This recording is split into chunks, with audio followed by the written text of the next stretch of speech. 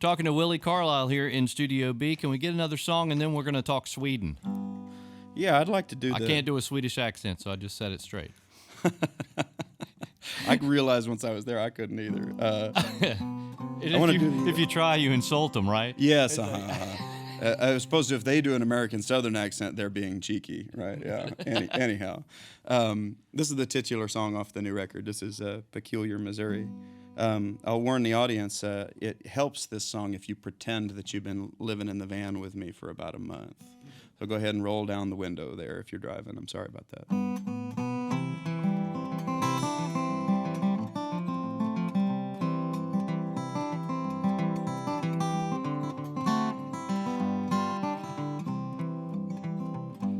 So we're driving home after many months away. I'm about to pass through the city of Peculiar in the state of Missouri, as we do always, right before we hit the loving cradle of those hills of home. Well, let me tell you, there's nothing odd about the city of Peculiar, Missouri. Heck, you can look it up. Even the name's got a boring backstory. Yeah, it's an old railroad town that turned into a suburb that begat an exurb that turned into a certifiable grade A USDA small town anywhere, everywhere USA. You know, you've been there, even if you haven't been. Yeah, if America had a great big waiting room, it'd be somewhere in the Midwest, that interminable stretch of corn and soybean fields. And if that waiting room there in America's Midwest had a single old crusty magazine in it, Golf Digest or Men's Health 2007 or something, you could open up to the centerfold of that magazine. You'd find a teeny tiny ad for the city of Peculiar, proudly proclaiming the town's motto, Peculiar, Missouri, where the odds are with you. And it's not weird if you love it here. So friend, come on, pull off the highway. Or you're driving here. Let's get a little rest before a long night of driving. We've been sleeping in the saddle and I'm spent. Oh my God, look out for that pickup truck. Whoa! People drive crazy around here. Yeah, hang a Richard there, a Ricky, a starboard, whatever right is, turn right. There you go, good. I bet you know where we're going already, though, friend.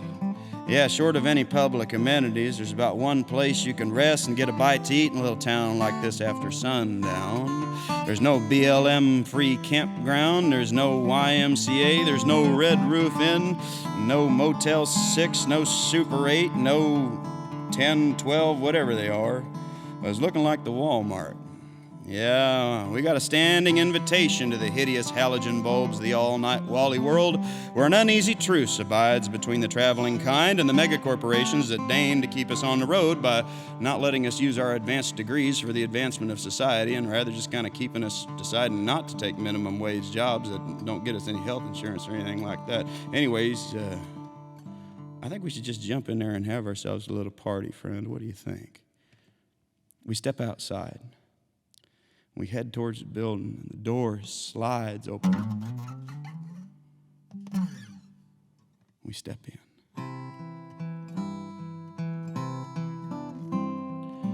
And that blast of merciful, cool air hits us. And that sweet old man greets us. And can't you see how everything in here is glowing, friend? Resplendent with objects from China, Indonesia, Bangladesh, and beyond. So clean, so sweet and friendly. Oh, friend, I'm no fan of the way every mom and pop coast to coast has been replaced by a superstore. But I swear to God that here, in the place where you can get the same deck of cards in Tucumcari and Dubuque, and the same pack of rubbers in Tucumcari and Alberta, I might just fall to my knees at the glory and abundance of the sameness of all things partying away in the last age of a godforsaken Babylon. It's like we're waiting on the oceans to rise, like we're waiting for New York City and LA and Jakarta to get swallowed up, like we're waiting on our own personal and private apocalypses.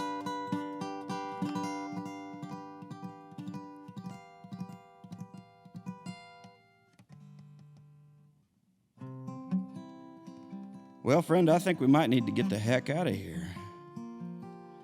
seems like I might be having a little come apart here in the cosmetics aisle. Wondering about the cosmos and trying to ascertain what the right shade of lip gloss is to cover up the joy and shame of living your own accursed existence on this godforsaken rock. Pass me your hanky from your back pocket, friend, and let us consider these various lip glosses. And after we have decided upon this coral color that will make us feel particularly beautiful, let us also briefly consider as we put it upon our beautiful lips that we might not be enough for the world, that we might be, worse yet, too much for the world, that we might not have done enough for it, that we might be the last generation of people to have middle-class lifestyles while people slave away into cobalt mines so that we can stare at our phones while all the rich people just fly away in their spaceship. There they go. That greeter doesn't look so friendly anymore, does he? We pocket the lip gloss. We step outside into the night, right past the greeter. No one notices. And friend, that was when you turned to me and you pointed upwards to a single shooting star right in the center of the sky. And you said,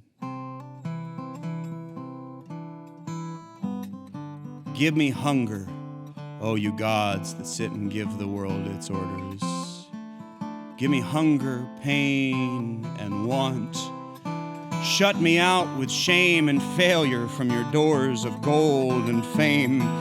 Give me your shabbiest, weariest hunger, but leave for me a little love, a voice to speak to at day's end, a hand to touch in the dark room, breaking the long loneliness.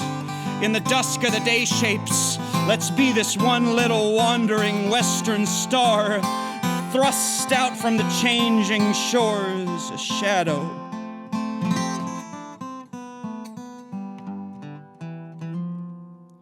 And for God's sakes, let's go home. Peculiar's always going to be here, and, well, we'll need to get on 70 westbound in just a few weeks anyhow. Maybe you let me drive the last leg of this journey, friend. I'd like to sit and look out the window and think about what we've done. I sure wish I knew what we were supposed to do with ourselves. If you get any bright ideas over there and sleep doesn't take you, won't you let me know?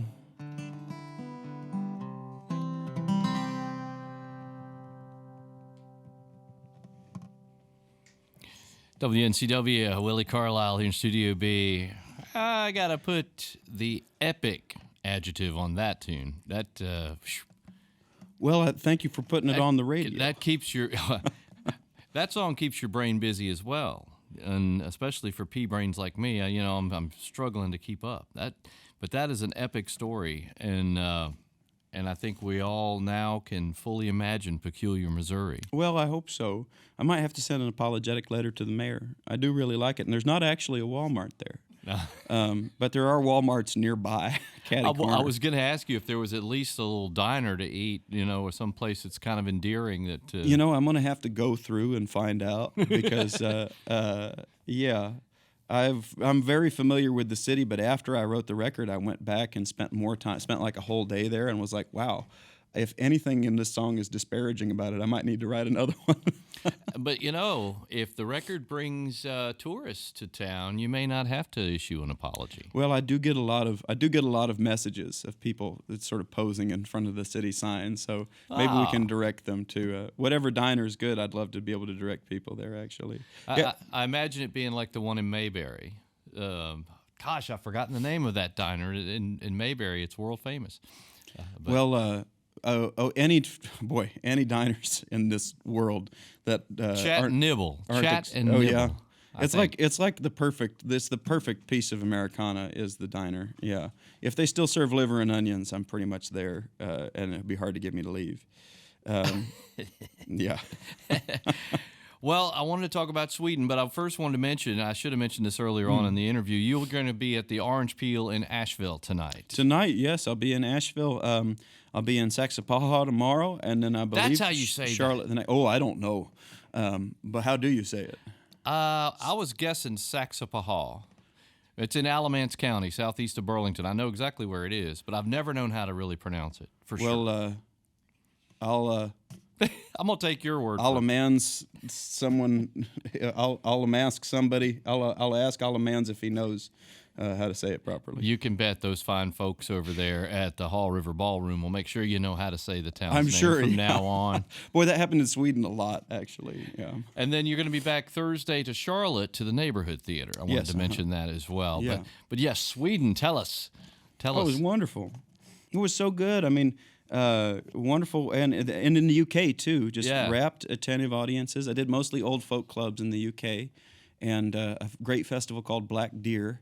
Got to see Van Morrison and the Drive-By Truckers and just all these great Americana bands. And Sweden was it was a wonderful whirlwind. I got to say, we played in like a place that here we would call it a public library, but really it was like it was an education center. It was just like an all-purpose community building. It had 4 different theaters in it. It was like, what public radio could be, if you don't mind me saying so. It was just like really incredible. And honestly, getting in deep political discussions with people about what they envision in a socialist country for the future of multiracial democracy was fascinating, because everybody there was to the left of the American left. And when they were on the right, they would consider themselves fairly far right, and they'd still be somewhere on the American left. Wow. So being in that position for a few days was really fascinating. I feel like I learned a lot about what social and civic services can do for people, but also what they take away from people. I'm firmly on the side of additional social and civic services. I would never not say anything different in a public radio studio, right? Truly. But it was really interesting to kind of listen to the crossroads that they're at in their country, while trying to be a good liaison to the American South, and a good sport, and put up with being Johnny America a little bit, which is part of the game, I guess, a little. Yeah. Well, the UK and Sweden, anywhere else that you played while you were... No, I got to pass through Copenhagen. I got to visit this little anarchist community in Copenhagen called Christiania. That's been there for a long time. It's about 6 blocks, maybe a little less, of a totally autonomous community. Not dissimilar to the like autonomous zones briefly set up in Seattle and stuff like that, but it's lasted. And that was really interesting. I'm interested in that kind of thing. So that was cool, but I didn't get to play, except on street corners. Would have been interested to compare how much you'd make busking in a place like that as compared to somewhere else that's municipality of whatever. There are certainly places in the States where I've been, kicked off the street for busking. I got kicked away from the Johnny Cash Museum in Asheville, as I was standing outside playing Johnny Cash songs in front of the Johnny Cash Museum a few years ago. And good and well, Johnny would have loved it. He would have loved you. He might have hated the way that I played, but I think he would have seen it was a gesture of respect more. Yeah. Well, that's cool, man.